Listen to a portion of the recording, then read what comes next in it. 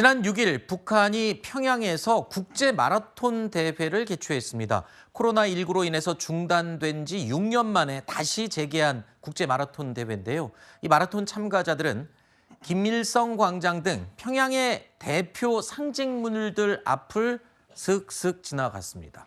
자, 그리고 북한 주민들은 이들을 향해서 힘내라는 응원의 메시지를 보내기도 했습니다. 그 영상 보시죠.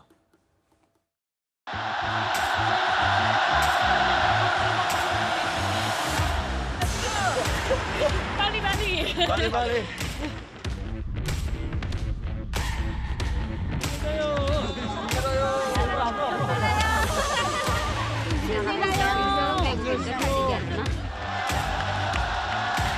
힘들 때 우리 자국민들이 지켜본다고 생각하니까 힘든 거 비해서 힘든 걸 얼마나 쉽게 넘길 수 있습니다.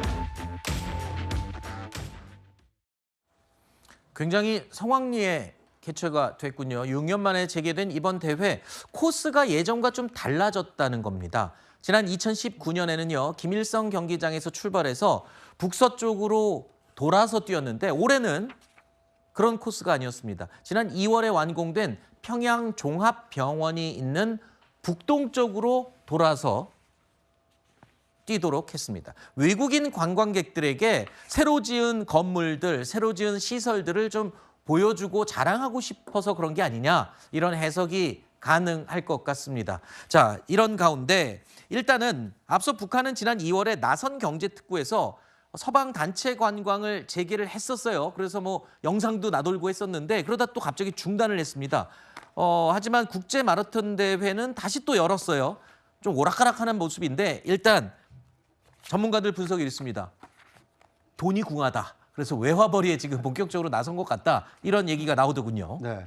외화벌이도 이제 이런 실리적인 측면도 있을 것 같고요. 네. 또 하나는 코로나 팬데믹 이후에 북한은 꽁꽁 문을 걸어 잠궜습니다. 네. 어떻게 보면 말 그대로 은둔 국가로서 4년 이상의 긴 시간을 보냈기 때문에 네. 국제사회에 평양이 달라졌다, 북한이 달라졌다. 어떻게 보면 체제 선전 수단으로서 저런 국제대회를 유치한 것이 아닌가 하는 생각이 들고요. 네. 앵커께서 말씀하신 것처럼 마라톤 코스를 변경함으로써 달라진 평양의 모습, 평양이 발전한 모습을 북한 주민들뿐만 아니라 이 전 세계의 많은 시청하는 사람들에게도 이 평양의 달라진 모습을 과시하기 위해서 이 체제 선전용으로 저런 국제 대회를 유치하고 보여준 것이 아닌가, 뭐 이런 생각이 듭니다.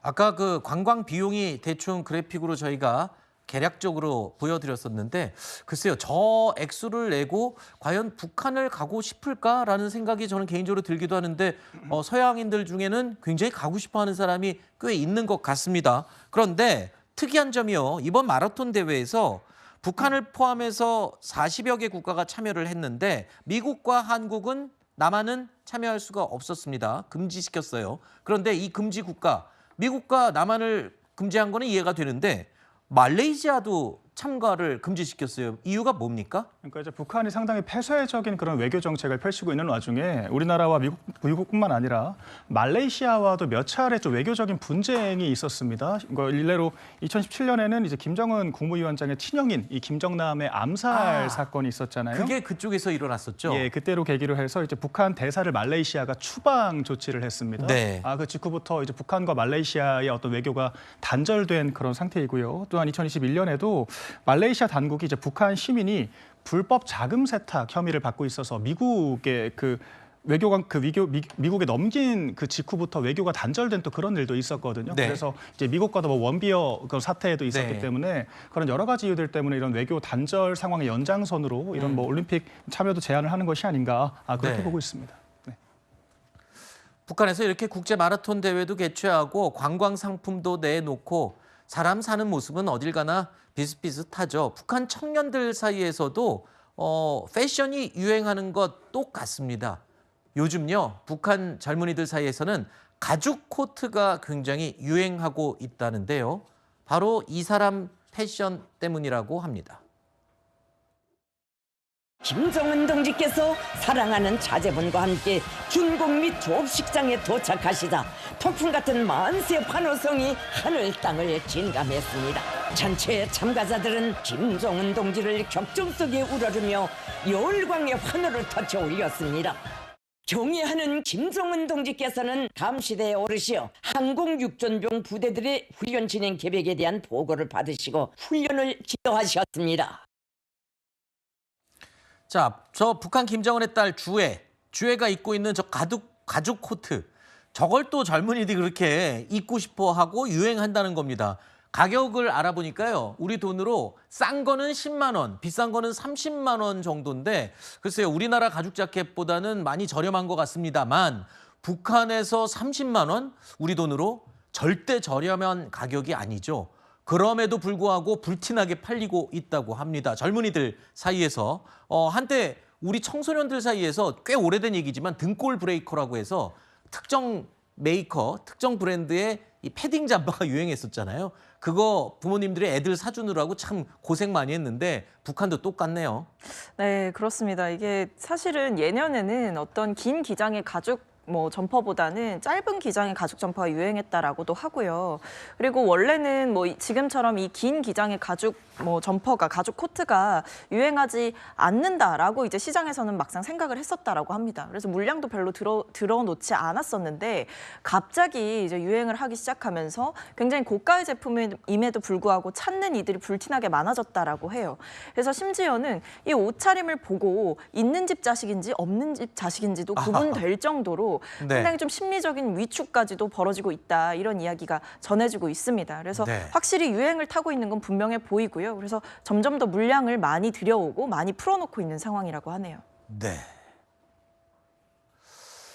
동대문에 광희시장에 오면은 가죽 잠바 아주 싸게 많이 살 수 있는데, 예, 짧게. 네. 그러니까 후진국에서 이 개발도상국으로 갈 때 가죽 제품이 한번 유행을 한다고 합니다. 네, 네. 우리나라도 이제 80년대 중후반, 그러니까 1인당 국민소득이 $10,000 가까워졌을 때 네. 한번 유행을 한 적이 있거든요. 네. 그 다음에는 소재에서는 이제 브랜드로 가지 않습니까? 네. 우리나라는 등골 브레이커는 외국 유명 메이커처럼. 근데 지금 북한은 보면 이제 소득 수준이 우리나라보다 낮다 보니까 네. 가죽 소재로 된 제품에 대한 선호도가 좀 높아진 것이 아닌가 하는 생각이 개인적으로 듭니다. 그거는 저는 동의 못하는 게요. 패션은 돌고 도는 겁니다.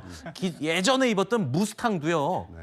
저는 버리려고 했었는데 최근에 다시 유행하더라고요. 그래서 버리려다가 다시 입을 때를 기다리고 있습니다. 여담으로 샜는데 계속 북한 소식 이어가겠습니다. 이런 가운데 최근에 김정은 위원장의 친형 김정철로 추정되는 인물의 근황이 알려졌습니다.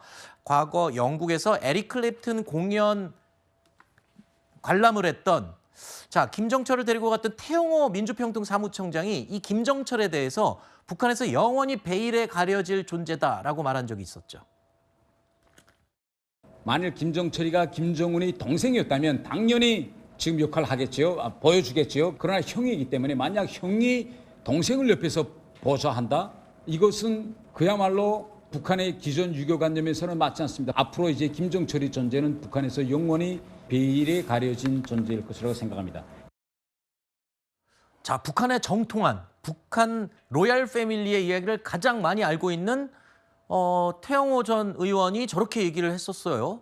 베일에 영원히 가려질 것이다. 근데 지금 김정철로 추정되는 이름이 북한 역사 전문 학술지 기고자로 등장을 했다는 거예요. 그런데 정확하게 누군지 밝히지 않고 등장을 해서 많은 전문가들이 이게 지금 김정은 위원장의 친형일 것이다라고 예측을 하는 거라고요. 네. 왜냐하면 역사과학이라고 북한에서 내는 이제 정기 간행물 학술지가 있는데요.